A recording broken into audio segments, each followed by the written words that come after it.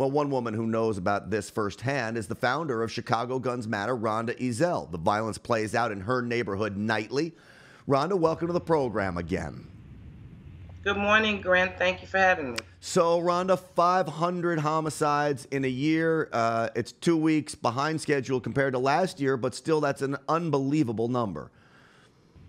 It is, Grant. It's unbelievable. It's unacceptable.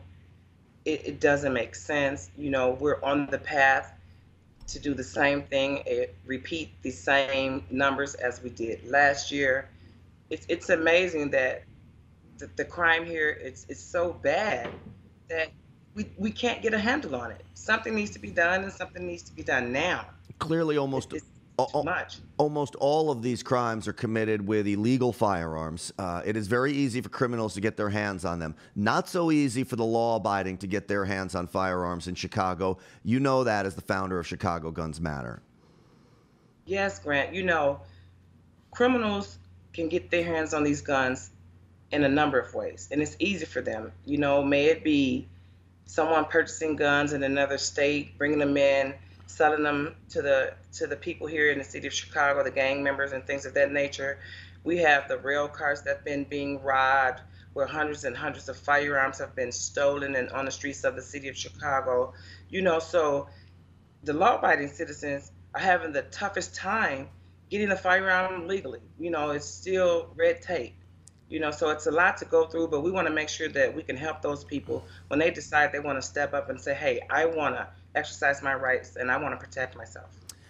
Believe me when I say it seems like City Hall does not care about the law-abiding citizens. It takes a lot for me to come to this conclusion because it's something very hard to believe that elected officials wouldn't care about the people they represent. But I don't know what other conclusion you can come to when the law-abiding cannot protect themselves in a city that is plagued with violence. Well, I'm not the one to get into the political arena because I try to keep myself out of that, but guns and politics is connected. It's married. It's a married situation.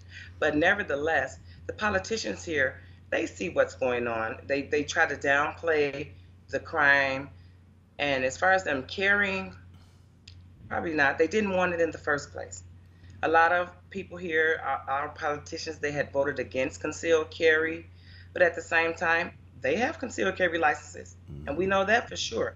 So I don't know what it's going to take for the politicians here to sit down and just accept what's in the Constitution, what they took an oath to uphold when they took their jobs and they took their positions, because they the one agreed, to taking the job and fighting for their constituents. And we know for years now, when they get in these positions and they, may it be in City Hall or wherever, they do something totally different.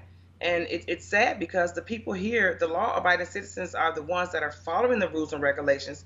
They are the ones that need to be able to protect themselves, because you can look at the surface and see that the crime is not going to stop.